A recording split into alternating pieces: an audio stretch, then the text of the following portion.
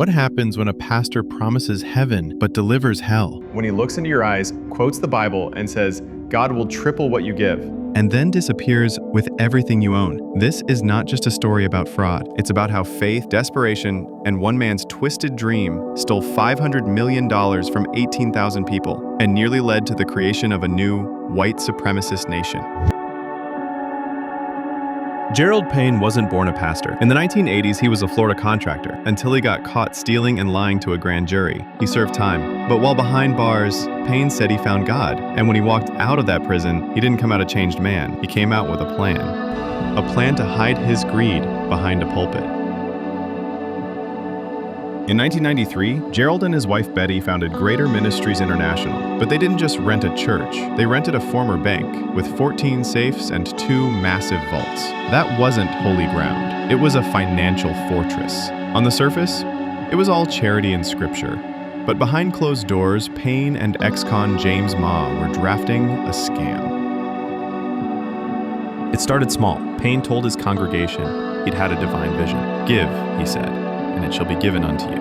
That became the Double Your Money gift program, a Ponzi scheme in disguise. He cited the Bible, pulled in pastors who earned 5% off donations, and watched the money flood in. More believers, more deposits, more illusions of success. Payne didn't con just anyone. He went after 3 groups. 1, the vulnerable, poor, elderly, and desperate. 2, the faithful, Christians seeking spiritual reward. 3, the dangerous, white supremacists attracted by his hateful sermons. He turned faith, fear, and racism into tools of manipulation.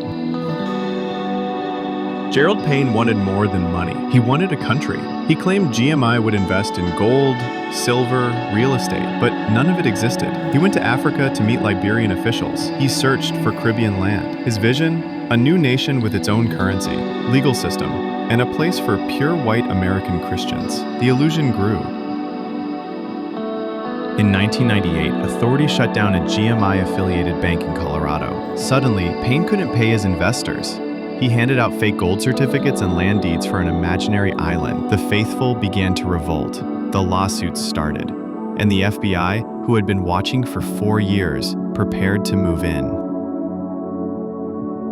In 1999, the FBI raided GMI. What they found was wild. 100-plus luxury vehicles, fat payrolls for insiders, and even stockpiled weapons for Payne's new nation, already named Great Lands. Payne tried to use the First Amendment to shield himself, but it didn't work. His own associates flipped and exposed everything. Gerald Payne was sentenced to 27 years in prison. His 6 closest associates received 13 to 20. In the end, the damage was nearly $500 million stolen from 18,000 people, making it one of the biggest religious pyramid schemes in U.S. history. Faith is powerful. It can heal, uplift, and give hope. But in the wrong hands, it can destroy.